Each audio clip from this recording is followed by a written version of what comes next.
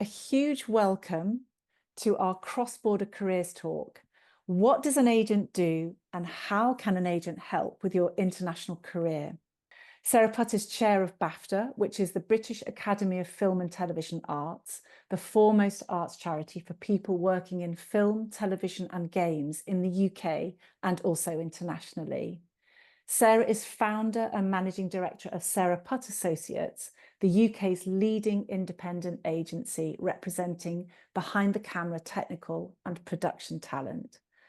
Thank you to Sara and Sara Putt Associates for being a key supporter of Screencraft Works. Thank you so much, and it's a great pleasure to be here. I'm a huge supporter of the work that Liz and Rebecca do through Screencraft Works, and it is a fantastic organisation, so it's a pleasure to be able to support you in some small way. I am an agent of some long standing now.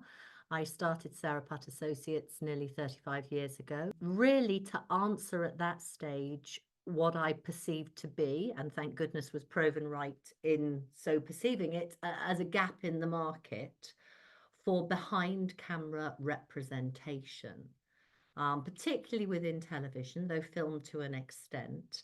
But there was nobody looking after technicians, craftspeople, production personnel, and that is what I have spent a lifetime doing. And it is my privilege and my honor to do it. So everything that, my life's work has been about is around building community, nurturing talent, and, enabling people, I hope, to be the best version of themselves professionally.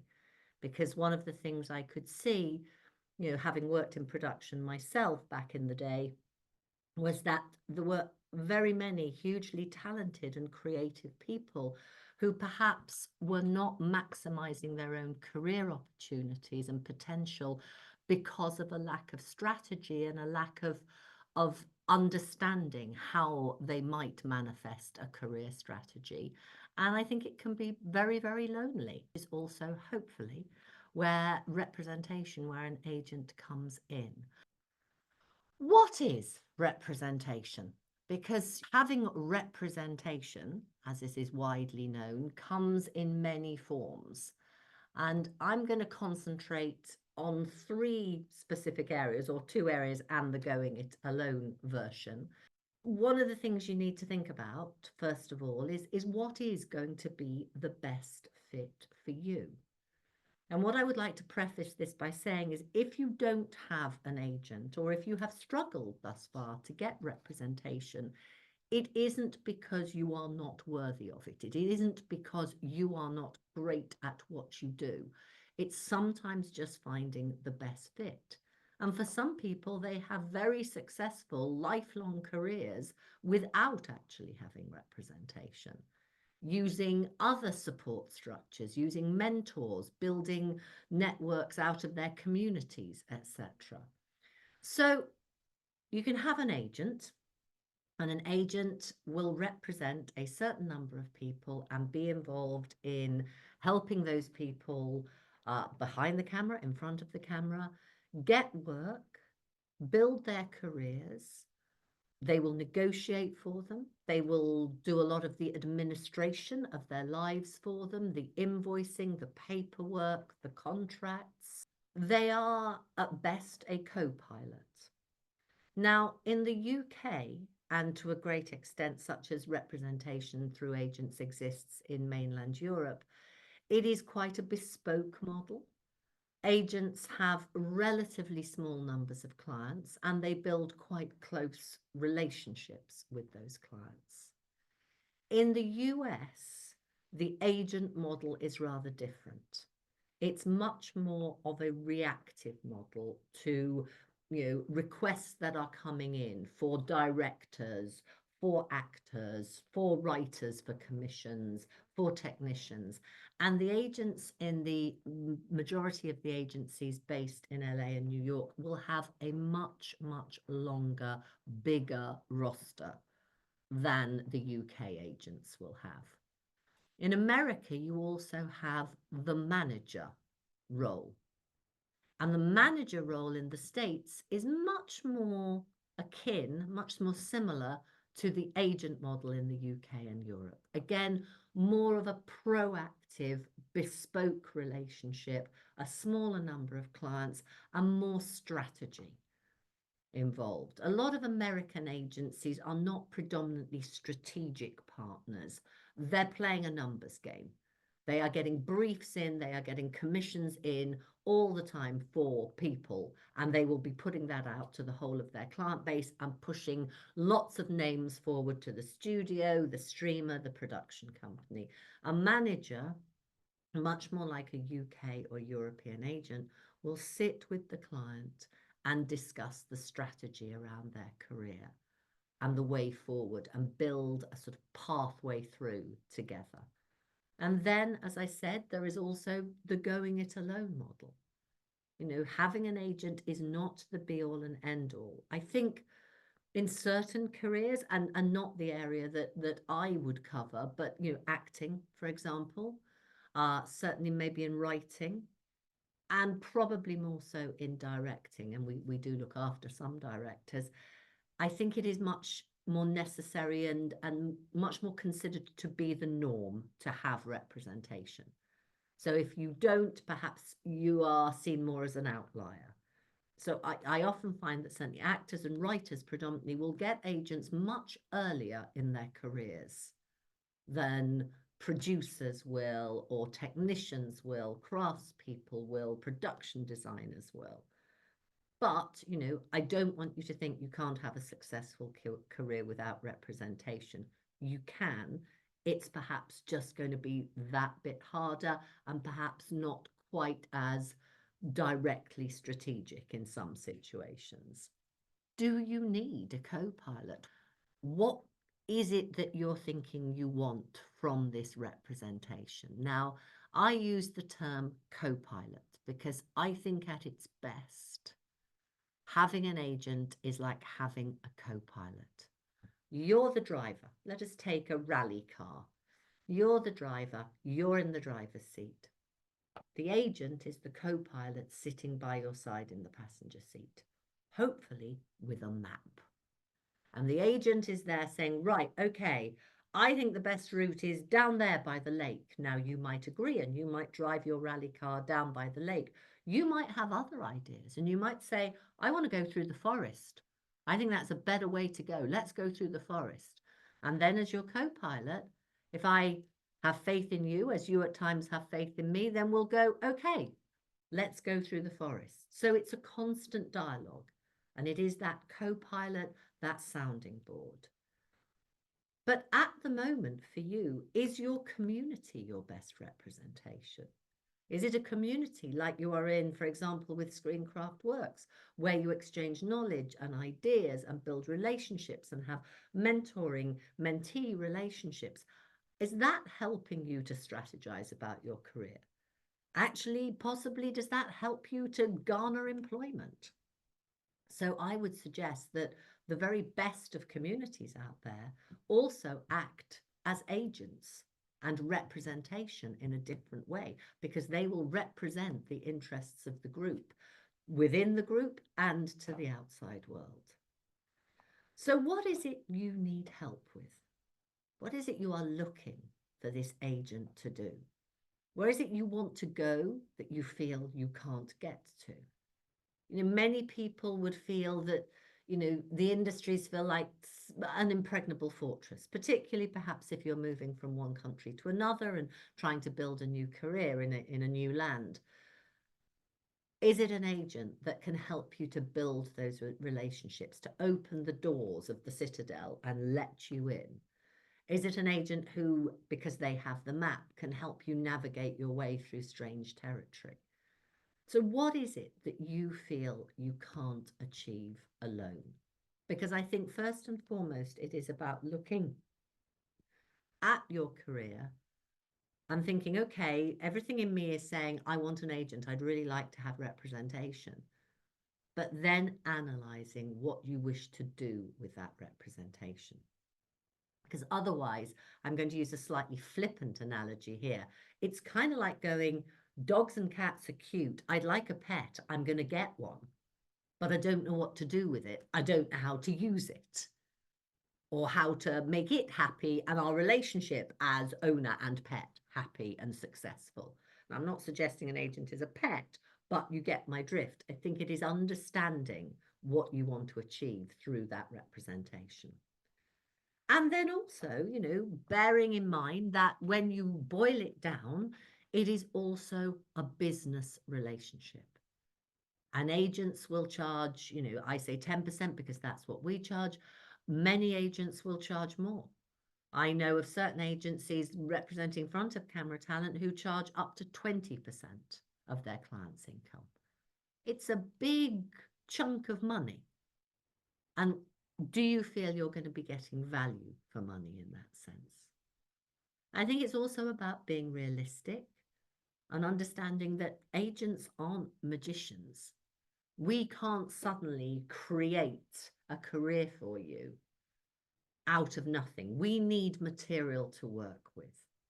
So it's no good coming to an agent and saying, I've got bundles of talent, you know, because nobody's given me any money for a budget, I haven't been able to manifest any of that talent. I mean, these days, particularly with mobile phones and the amount of content that is being created out there, that would never be a good argument. But, you know, we need something to work with.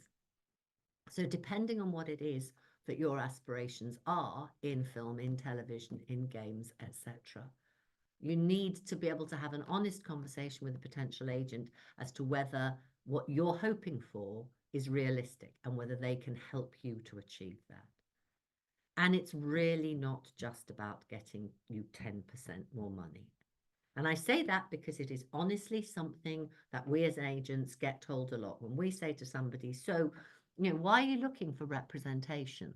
Well, you'll get me 10% more than I could get myself, won't you? Well, sometimes because it is easier for us perhaps to negotiate at one step removed than for you to put a price on your own heads when negotiating. Also because we know the marketplace, so we know what the market will stand in any grade at any given moment. Yes, we hopefully can get you the best deal possible, but that doesn't mean all the time we will get you 10% more than you would have got without us. A lot of the time, you know, what the production company will offer will be a decent and reasonable amount of money. We find that a lot of our contractual negotiations are much more about terms and conditions of employment than the actual bottom line finances around employment. And my final point on this slide is don't take on an agent out of gratitude. I hear this a lot from young talent, where they'll have been part of a showcase and an agent will have come to see that. And the agent will say, yeah, you know, I'd be quite interested in looking after you and putting your name on our books. Don't just then say yes because you feel flattered somebody has taken an interest in you. You will get to a stage very quickly where perhaps you have more than one agent who's interested in you. I'm not saying don't take on that agent who first expresses interest in you. You know, some of my clients, I was their first agent and we've been together working as agent and client for a couple of decades or more. But do your research and know what it is you're looking for. So how to start looking? You've done your analysis. You really feel that there are ways in which at this stage of your career, an agent could truly help you. Break into new areas, up the level of your contacts, help you internationally. So there's lots of agents out there, like there are many directors and many producers, and like the producers and directors and writers, etc., we're all very different, and we do our jobs we do the same job basically and intrinsically, but we manifest that in very, very different ways.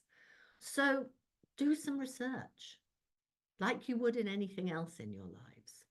Start maybe with websites. Who is looking after the people you admire?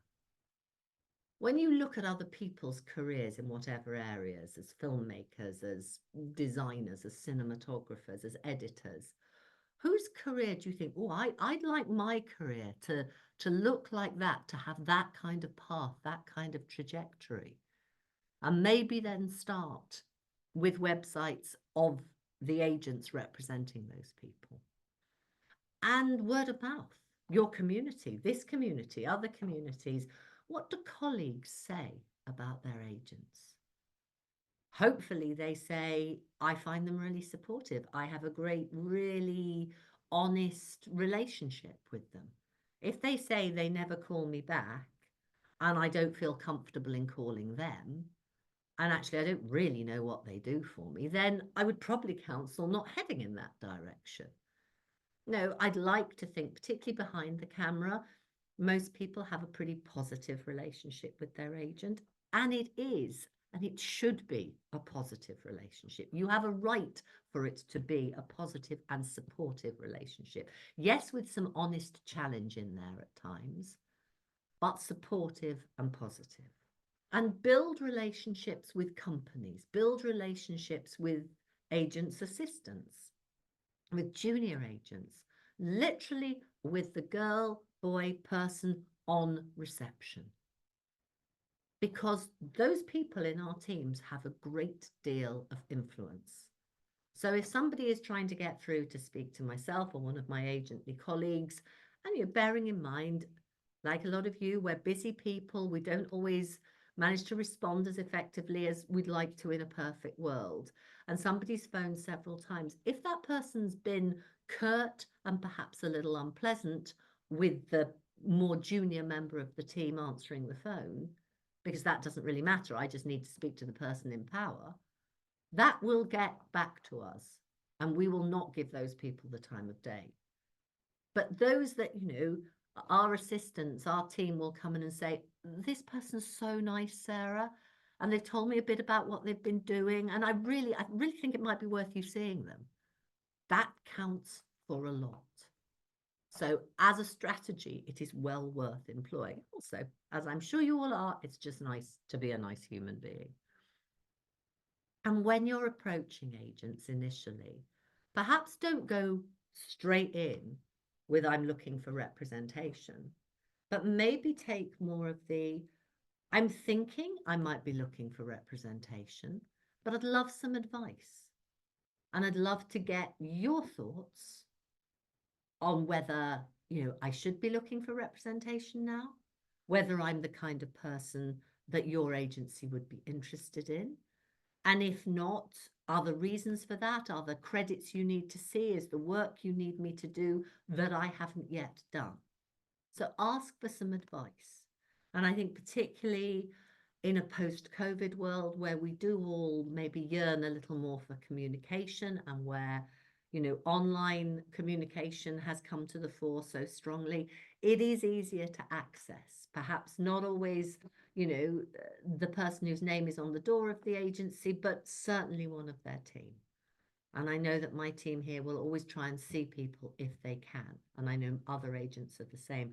We don't want to miss out on that next generation of talent, that amazing person that we might, if we're lucky, get to work with for a good long time. And know who does what, because agents specialize in very different things. Commercials, film, television, short form, content creators. What, again, is it you're looking for? What area do you specialize in? For instance, here at Sara Putt Associates, we don't do commercials. It's just we don't have those kind of relationships. We are very much film and TV people, and actually increasingly our clients also, some of them are starting to work in the games arena as well.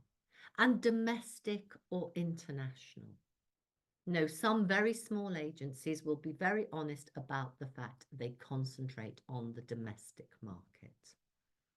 Many others now, ourselves included, work internationally. So we will work with American companies. I increasingly, trying to work with other agencies and certainly production companies and producers across Europe. We've perhaps spent the last 10 years looking wistfully across the Atlantic, bring on the inward investment, bring on the American streamers and studios. And that is true. And it has brought a great deal of money and, work opportunity into the country. But it's also made us very vulnerable, as an industry, because when things stopped in America, as per the writers' strike and the actors' strike, the industry in the UK fell over. And the impression I got being out in Berlin was of this real desire in mainland Europe to co-produce, to build relationships, to collaborate. And it's given me pause for thought, as I say, as an agent, and to maybe start looking, and it's discussions we're having here within the agency, to look at our client base in a different way and develop it in a slightly different way. And agencies also, like any individual career, agencies develop and shift emphasis and hopefully grow. And a big agency or a smaller individual agent. We are very much an independent agency, but we're probably at the larger end, mainly because we have our crew base as well, and we have our trainee scheme and foundation. But your big agencies, your big international agencies, you will all know them, you will know their names, they're usually acronyms. And they have hundreds and hundreds of agents and thousands of clients, and they will have offices internationally all across America, and their reach is gargantuan. These are big, big businesses, and they can bring all that heft and weight into play to help you with your career. But, and that is very often a great decision for many people, but you can also get lost in that sea of thousands of faces. And you may, particularly if you're more towards the start of your career or building your career in a new country, you may not get the love and care and attention that you need. You may not get the input and the strategic thinking that you need.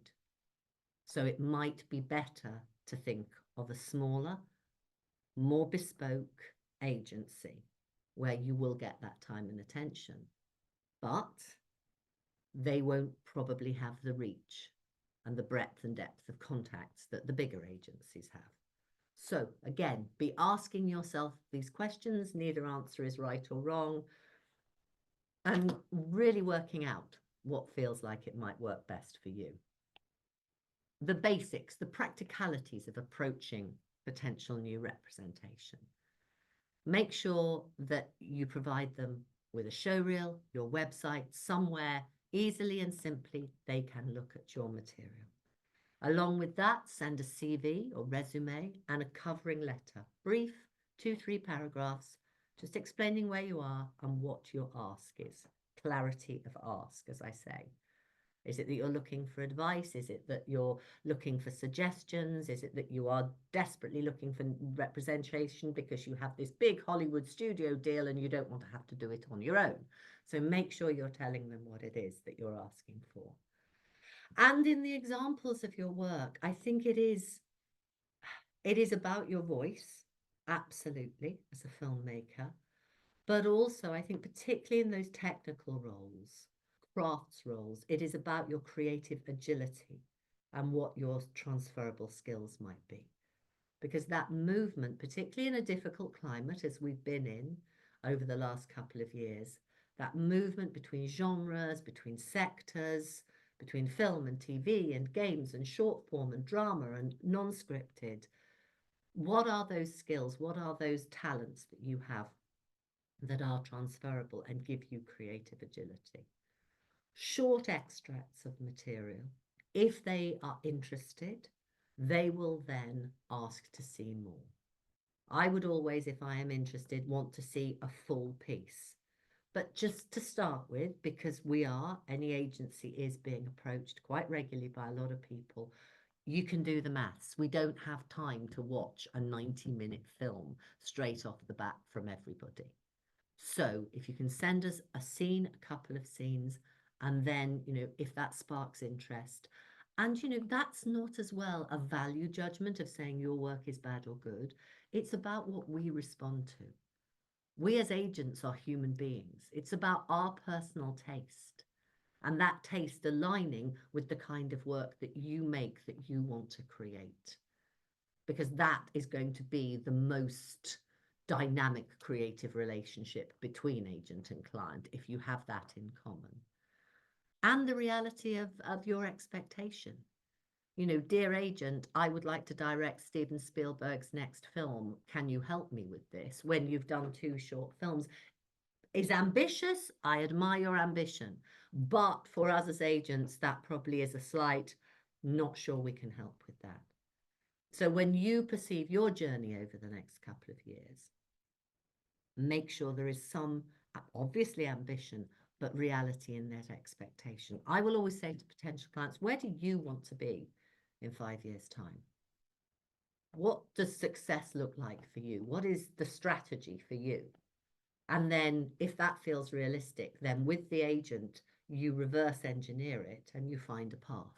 We might go off. You might end up doing something completely different, but there should be some kind of strategy to get us going. How do you manage that relationship? And it does need managing, because it's very weird. Taking on an agent is almost like getting married after one date, and then you do the getting to know you bit. And it's a very deep and, I hope, meaningful relationship, and somebody you potentially put a lot of faith in to co-pilot your whole career. You give a good chunk of your income to, and you might spend more time talking about your career with them than you spend talking about your career with your family. So it is an important relationship, and it does, like all good relationships, need some management. What do you want to achieve with that agent? What is the plan? Where are you heading? What's the next goal? Be that 2 years, 3 years, 5 years.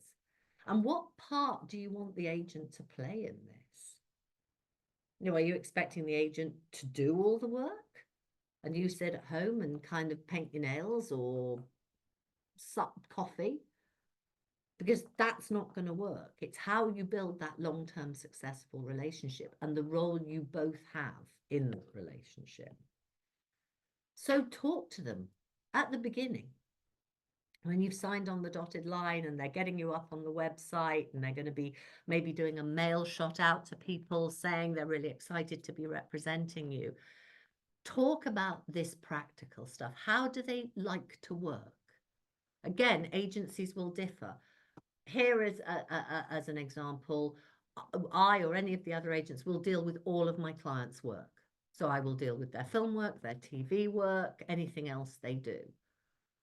In larger agencies, you may have several different agents representing one person, but focusing on different things. One person doing the commercials work, one person doing the unscripted work, one person doing the film work. And they will cover different areas of expertise. Again, you know, what feels comfortable for you? You'll have probably asked that question before signing up. But how is it going to work on that day-to-day basis? How many people do you expect to be talking to? Who should you be phoning up when you hear of opportunities to make sure that the relevant person in your agency is chasing it on your behalf? And how often to make contact. This is one of the big things I hear from people who've maybe taken on an agent and then haven't really heard much from them. And they sort of say to me in this slightly embarrassed way, how often should I be contacting my agent? And it's a very valid question. You know, probably not every day, because if you are the agent, poor soul is never going to have time to actually work on your behalf because they're so busy taking the call from you. But you should feel, bluntly, you can pick the phone up when and as you want. All of my clients have my mobile number. You know, for 10% of their income, they get to have my mobile number. Now, none of them has ever abused it. Nobody has ever phoned me up at 9 o'clock on a Sunday morning when I'm having my coffee to talk about their CV. But what it does mean is if they're on a shoot and they're having a really hard time and there's a bit of a dispute with somebody and they just need a sounding board and somebody to chat to, because trust me, getting you work is a small part of what we do as agents. It is much, much more about the strategy and the support than it is about the getting the work. You are really good at what you do, all of you. Your talent, your personality will get you the work. We just put you in the right environment in order that you can do that. So if you need then that support on a job and you need to call us in the evening or on a Saturday morning, that is fine. Certainly as far as I'm concerned, and most good agents I know. And, you know, in terms of contact with my clients, if I haven't heard from a client maybe in a month, I would call them just to check in. You'll talk to clients more in the periods when they're not working, because that's when we're probably doing the main amount of our work. But even clients who are, I'll drive into work this morning. I was thinking about one of my editors who's working on a big Stephen Knight show. And I just thought, I haven't spoken to her in about 3 weeks. Must just give her a call. Just check in, see how she is. Because sometimes self-reliant and self-sufficient clients won't always tell you when there's a problem. Some will bring all their problems to you, and that's fine. But some won't tell you. And you kind of want to know, and you want to know if there's stuff they're feeling wobbly about. And how often to meet. I love meeting my clients. I love sitting down and breaking bread with my clients. It is one of my great pleasures in life. Other agents prefer to do it more remotely, and particularly those with bigger rosters. American agents, you know, they couldn't. They literally would not have time regularly to meet all of their clients. It's a very different model, as I said. And it's a two-way street. It's a relationship. So discuss what bits you'll be doing. You know, when it's about an approach, one of my exec producers has just recently become available, and for particular reasons is looking for some short-term work. We've gone through our lists of contacts. We've split them up. She's talking to the people that she knows well and has a friendship or a close relationship with, and I'm doing everybody else. So we work together on this. And be honest about what success will look like. What do we want to achieve in the next 6 months or a year? Is that about getting a role on a Marvel series? Is that about getting a film off the ground and finding some finance around it? What is it about? And how much to share? You know, I am privy and privileged to be privy to a lot of detail about my clients' lives, a lot of personal stuff.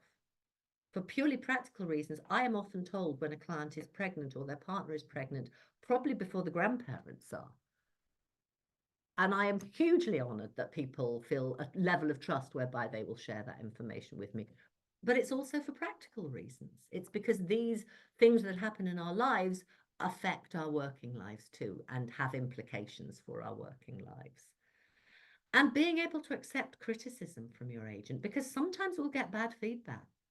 Sometimes I will be told as an agent things that perhaps didn't go so well on a shoot. And you can't grow and develop unless we can have an honest enough relationship that I can share that with you. And sometimes you might hold my feet to the fire and say, Sarah, I didn't really feel you got on that quick enough, and I was a bit disappointed. And that's okay too. I'd rather any client came to me with the problem than just went and bitched about me to somebody else. And that's what I mean when I say treat your agent the way you'd like them to treat you. With that honesty, with that respect, with that fronting things up. Because sometimes, sadly, the agent-client relationship doesn't work. And it's nobody's fault. I've had clients, we've tried really hard, and it just hasn't gelled. I'm fishing in the wrong kind of pools, perhaps, for them. And they have gone on to another agency and had much more success. And likewise, we have inherited clients from other agents where it hasn't quite worked. And they've come to us and we've had a lot of success. So it's about, you don't want to be jumping around between agencies on a regular basis, but it is about finding the right fit for you between that agent and yourself. Do you feel it is a collaborative relationship? As we've talked about, do you feel you can take criticism from them and give criticism to them? And is the setup within the agency efficient? You know, one of the main things is, are you getting paid on time? It's your money, it's not theirs. How quickly are they processing that money and getting it through to you? How often do they do payment runs in any given week? Is your CV kept up to date on their website? And do they understand you? Do they get what motivates you, what your ambitions are, what gets you up in the morning, what you care about? Because that's also going to inform not just how they sell you, and that is part of our job, but who they sell you to and what they say about you. They're telling a story about you, just as you want them to enable you to get out there and tell stories. This is all about storytelling. But don't always think the grass is greener. And when you've got that mate, there's another filmmaker and they've just got this great gig and they say, I owe it all to my agent. You're thinking, oh, that agent's going to be much better for me. My poor old agent's not done anything like that for me.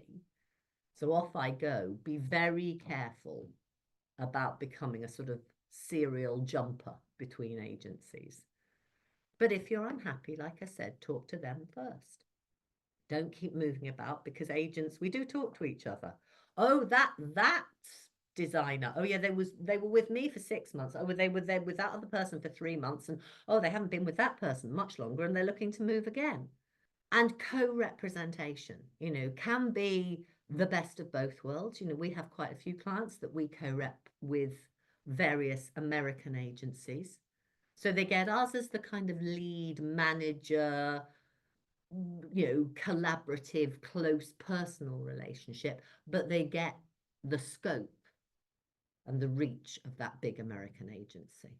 It will cost you more money. It may cost you between 12.5% and 15% overall.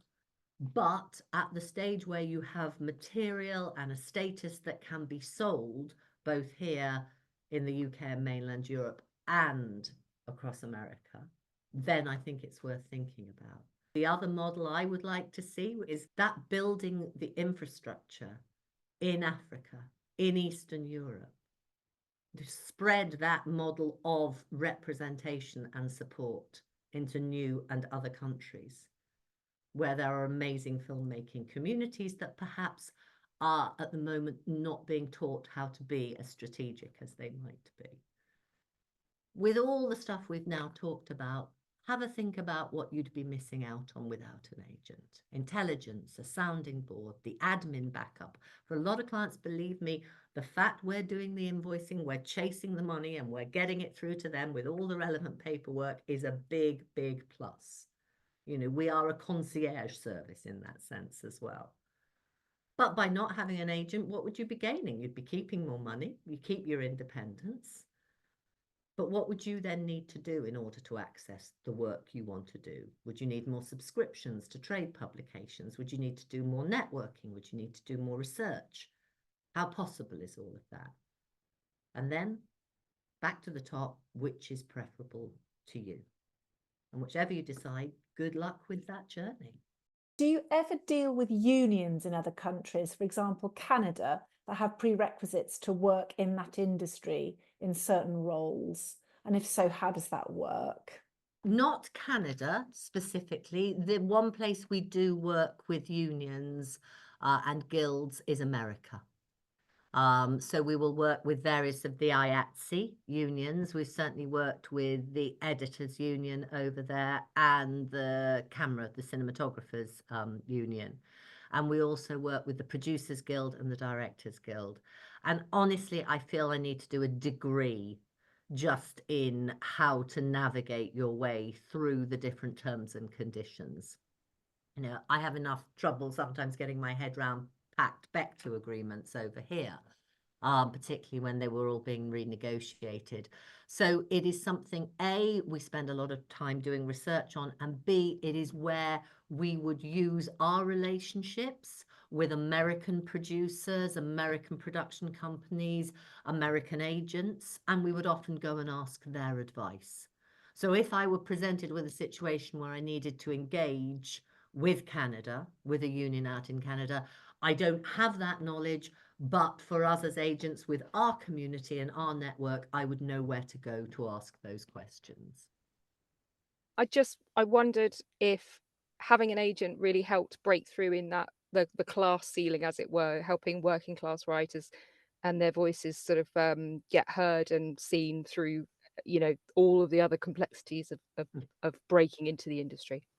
Writers, obviously, Helen, not specifically my area, but I would like to say yes, I really believe that is the case. I think in the other work I do now with organizations like BAFTA, it is something that a lot of those very high status organizations are, one might sometimes say a little late in the day, but very aware of now, and are really trying to aim their initiatives and a lot of their programs at helping those from working class backgrounds, from socioeconomically challenged backgrounds, to get access to the industry and get through that class ceiling. So yeah, I think it is a very good question, and somewhere that a good agent can definitely help.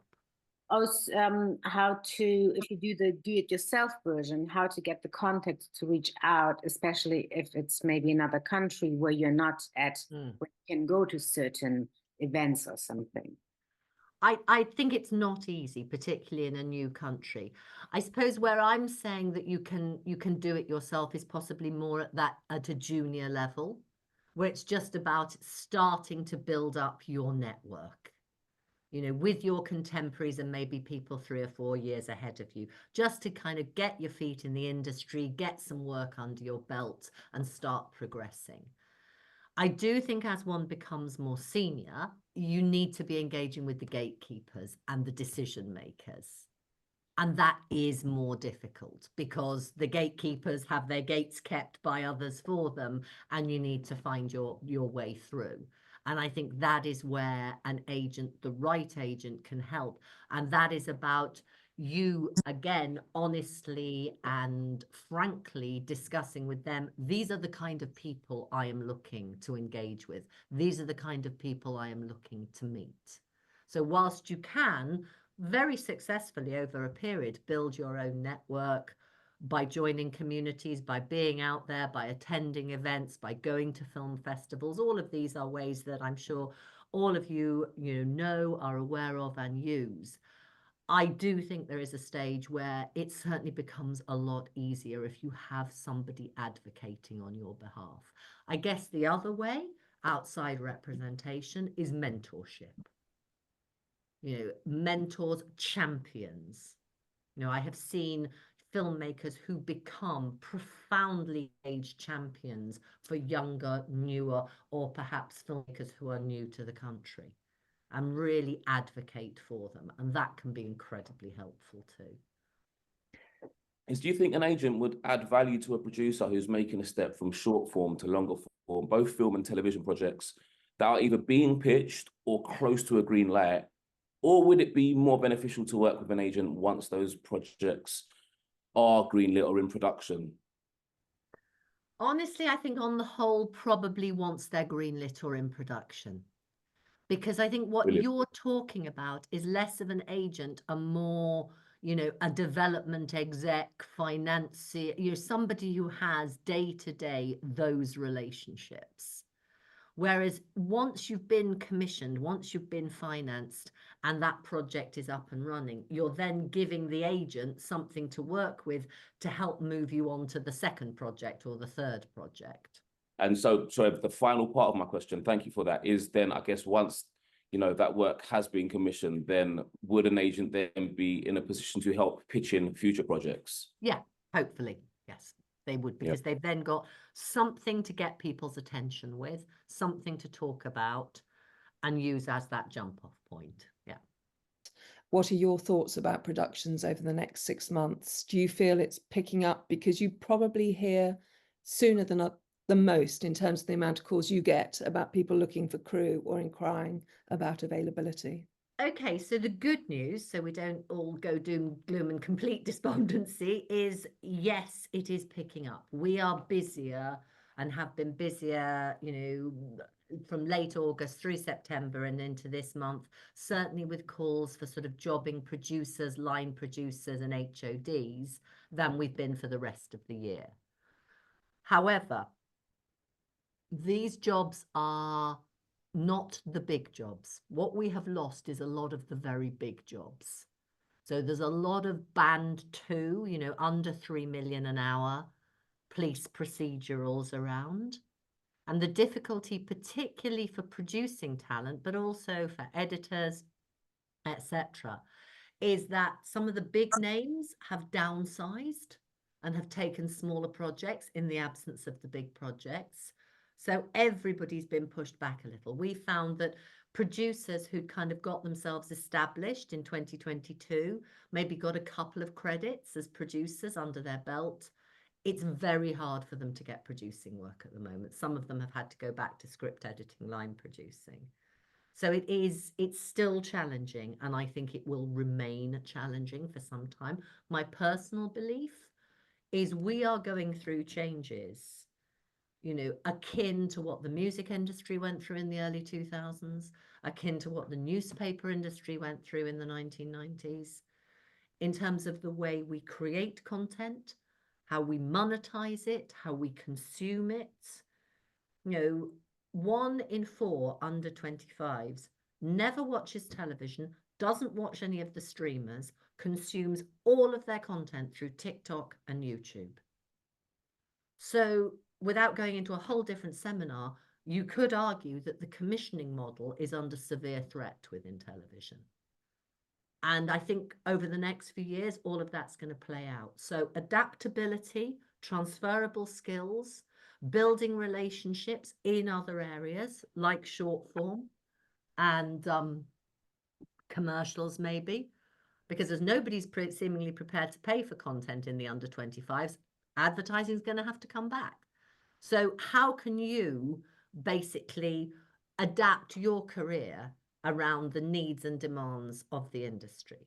The other positive thing I would say is that I do think the tax credit, the rise in the level of the tax credit in independent film is bearing fruit. We are seeing more films coming through between 5 and 15 million pounds. And that is quite a hopeful sign. Do you think some of these challenges will drive people more towards self-distribution strategies, things like Film Hub, Tubi, I think Peacock does as well, some of that, rather than big companies like Amazon, Netflix, and if so, how do you think that would work with the industry and how it's set up at the moment with agents and creatives? Really interesting question. I'm not sure I'm completely equipped to answer it, but yes, I agree. I think it will drive and already is driving more people towards self-distribution, a little like self-publishing. There will be a lot in that model who don't monetize particularly successfully, but there will be those that do. And I think at some point then the gatekeepers in the conventional industry are going to have to play catch up and adapt their models to include this. Again, exactly as happened in the music industry. You know, what we're seeing, we have a trainee scheme and a foundation. And a lot of our foundationers are filmmakers from very, very different and differing backgrounds. And a lot of them are really not waiting for permission. They are creating their own content. They are self-distributing. They are building up, you know, basically a base of fans, of participants in, you know, those who are watching the content they're creating. Some of them are getting to numbers big enough that advertisers then want to start talking to them. So there are all sorts of ways that I think the industry is going to shift and change. I wish I knew what they were, and I wish I knew what the effects were going to be over the next 5 years. All I know is there will be changes. Is there a final piece of advice you would like to end on for the participants who have joined your talk today? I think I would honestly like to say, and it's not easy, I know, you know, having looked after a freelance community for 30 plus years, is have self-belief. Do not feel when you are going to approach any agent about representation that they are somehow doing you a favor. We need you. Without you, we don't exist. Without you and your talent, the industry doesn't continue to exist. So have that self-belief. Be aware that, you know, you have equal status in that agent-client relationship and that they need you as much as hopefully you need them. A huge thank you for the time and expertise and knowledge that you have shared with us today. It's really appreciated. And once again, for your support of the Screencraft Works community. Thank you so much, Sarah. It's been a pleasure. Thank you for inviting me. Thank you to all of you for taking the time out to spend some time with me today. It's been a real joy.